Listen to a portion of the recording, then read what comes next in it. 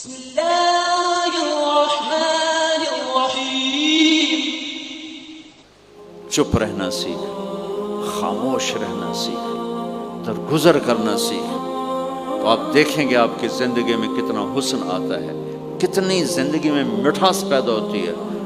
غصہ نکال دینا وقتی ایک راحت ہوتی ہے، اور پھر شرمندگی اور ندامت کے سوا کچھ نہیں ہوتا۔ زندگی میں یہ طے کر لو، کوئی کتنا ہی تمہیں دکھ پہنچائے، کوئی کتنا ہی تمہاری بےعزتی کرے، چپ ہو جاؤ، سہ جاؤ۔ مرنے والے کی کیا عزت، کیا ذلت، میں نے تو مر کے دیکھا ہے، اور مجھے یہ حدیث سمجھ میں آئی ہے بڑی اچھی طرح، موتو قبل ان تموتو، کہ مرنے سے پہلے مر جاؤ۔ اس وقت اگر میں مر جاتا تو مجھے کوئی گالیاں دیتا تو مجھے کیا نقصان تھا، اور مجھے کوئی نعرے لگاتا میرے لیے تو میرا کیا نفع تھا۔ تو مرنے سے پہلے مر جاؤ۔ کوئی تمہیں برا بھلا کہے تو تمہارا کیا نقصان ہے، تمہیں کوئی واہ واہ نعرے لگائے تمہیں کیا نفع ہے۔ اگر اللہ راضی ہے تو مرد آباد اور زندہ آباد سے بے نیاز ہو۔ ابو ذر رضی اللہ تعالیٰ عنہ کو ایک آدمی نے گالیاں دی تو انہوں نے فرمایا، بیٹا ایک گھاٹی آگے آ رہی ہے، اس میں گر گیا تو جو کچھ کہہ رہے ہو اس سے بھی زیادہ کا حقدار ہوں، اور اگر پار ہو گیا تو تیری گالیوں سے مجھے کوئی فرق نہیں پڑتا ہے۔ من سلم المسلمون من لسانہ و یدہ موتوا قبل ان تموتوا۔ چونکہ آج کل اخلاق ہیں انتقامی، معاف کرنے والے اخلاق ہیں نہیں، انتقامی اخلاق ہیں۔ ہمارا معاشرہ انتقامی ہے، اچھا کرو گے تو ہم اچھا کریں گے، برا کرو گے تو ہم برا کریں گے، جیسا کہو گے ویسا ہم سے سنو گے۔ یہ ہمارا ماحول ہے، یہ ہمارا۔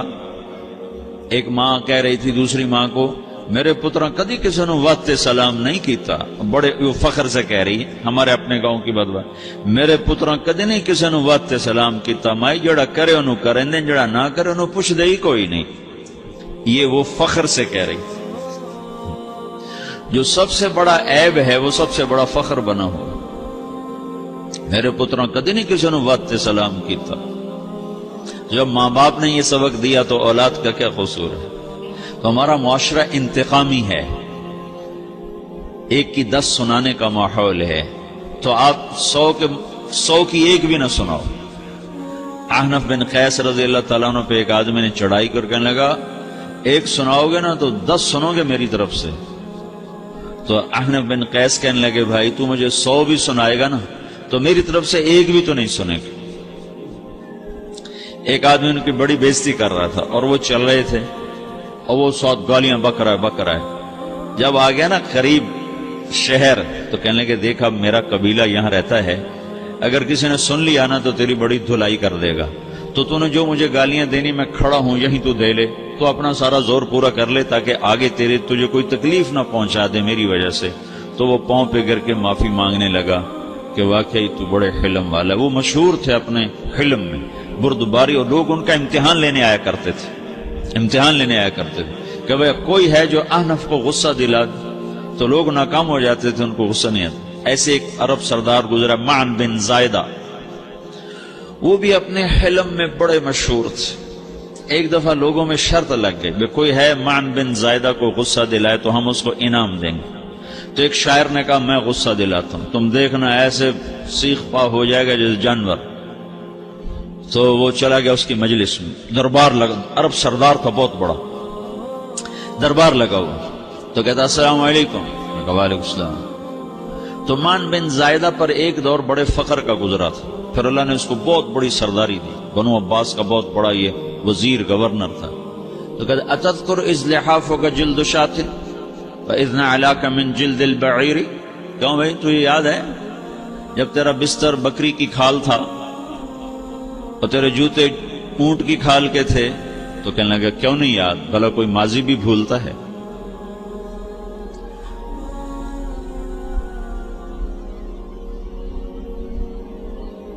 تو وہ کہنے لگا پہلا وار تو خطا گیا، کہ فسبحان الذی اعطاک ملکا وعلمک الجلوس علی السریر۔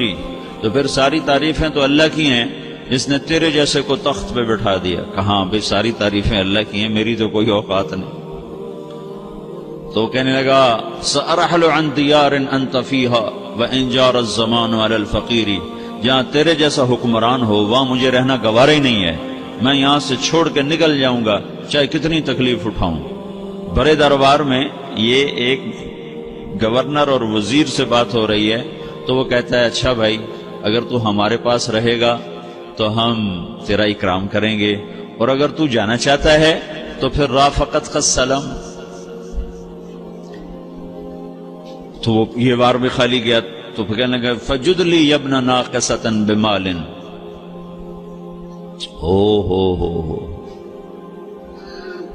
او گندی ماں کے بیٹے مجھے کچھ عطا بھی کر، میں بغیر پیسے کے سفر کیسے کروں گا؟ عرب کو کسی کو بھی ماں کی گالی دے دینا اور پھر عرب سردار ہو۔ فجد لی یبن ناقصۃ بمال، بری ماں کے بیٹے مجھے کچھ پیسے بھی دے، میں نے جانا ہے۔ میں کہا بھائی اس کو 3000 دے دیا جائے۔ اللہ اکبر۔ تو کہنے لگا قلیل ما اعطیتنی وانی لاتمو منک فی الکثیر، یہ تو بہت تھوڑا تو نے دیا ہے، مجھے اور دے۔ کہا اچھا بھائی 3000 اور دے دو۔ تو وہ شاعر کی بھی آنکھیں پھٹ گئیں، کہنے لگا اب ٹھہر جا ٹھہر جا، اب میں تیری اصل تجھے بتاتا ہوں۔ سألت اللہ ان یبقیک ذخرا فما لک فی البریۃ من نذیر، میں اللہ سے دعا کرتا ہوں اللہ تیرے جیسوں کو سلامت رکھے، تیرے جیسا دنیا میں کسی ماں نے جنا ہی کوئی نہیں۔ فمنک الجود والافضال حقا وفضل یدیک کالبحر الغزیر، تو ہی سخی ہے، تو ہی کریم ہے، اور سمندر بھی تیری سخاوت کے آگے کچھ نہیں ہے۔ تو نے کہا اچھا بھائی تو نے ہماری برائی کی، ہم نے تمہیں 6000 دیے، اب تو نے ہماری تعریف کیا، پہ 10000 اور دے دو اس کو۔ ہاں باتیں ہی رہ گئیں، باتیں ہی رہ گئیں۔ کہاں سے لائیں ایسے لوگ؟ ہمارا معاشرہ انتقامی ہے، بدلہ لینے کا ہے، بدلہ لینے کا۔ اس نے میرے ساتھ کیا، میں نے بھی کرنا ہے۔ تو اعلیٰ درجے کا اسلام یہ سکھا رہا نہیں چپ ہو جاؤ، سلامت بن جاؤ، سلامتی بن جاؤ، سلامتی کی علامت بن جاؤ۔ من سلم المسلمون من لسانہ ویدہ۔ اب وہ سوال کرتا ہے یا رسول اللہ ای الایمان افضل، سب سے اعلیٰ درجے کا ایمان کیا ہے؟ اسلام کیا ہے؟ کلمہ، نماز، روزہ، حج، زکوٰۃ۔ اعلیٰ درجے کا اسلام کیا ہے؟ من سلم المسلمون من لسانہ ویدہ۔ یہ اخلاق کا ادنا درجہ ہے، ادنا درجہ ہے۔ ادنا درجے پر پہنچ کر آپ اسلام میں اعلیٰ درجے پر آ سکتے ہیں۔ وہ سوال کرتا ہے ایمان کیا ہے؟ تو آپ نے کہا اللہ پر، فرشتوں پر، کتابوں پر، رسولوں پر، موت کے بعد کی زندگی پر، تقدیر پر۔ اب ایک اور سائل سوال کرتا ہے ای الایمان افضل، سب سے اعلیٰ درجے کا ایمان کیا ہے؟ تو آپ نے فرمایا حسن الاخلاق، اچھے اخلاق سب سے اعلیٰ درجے کا ایمان ہے۔ جو آدمی اسلام میں، جو آدمی اخلاق میں، جو مرد عورت اخلاق میں ادنا درجے پر ہوتا ہے وہ اسلام میں اعلیٰ درجے پر پہنچتا ہے۔ اب اگر وہ اخلاق میں اعلیٰ درجے پر آ جائے تو اب یہ کہاں پہنچے گا؟ اب یہ کہاں پہنچے گا؟ میرا نبی کہہ رہا ہے سب سے اعلیٰ درجے کا ایمان ہے حسن اخلاق، حسن اخلاق۔ ابو ہریرہ نے پوچھا یا رسول اللہ وما حسن الاخلاق، یہ بھی ایک اور حدیث ہے، یا رسول اللہ حسن اخلاق کیا چیز ہے؟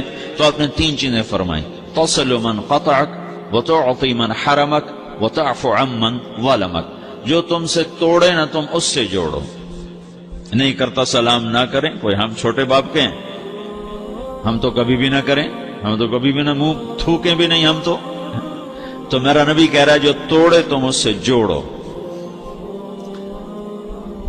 جو محروم کرے اس سے عطا کرو، جو زیادتی کرے اس سے درگزر کرو۔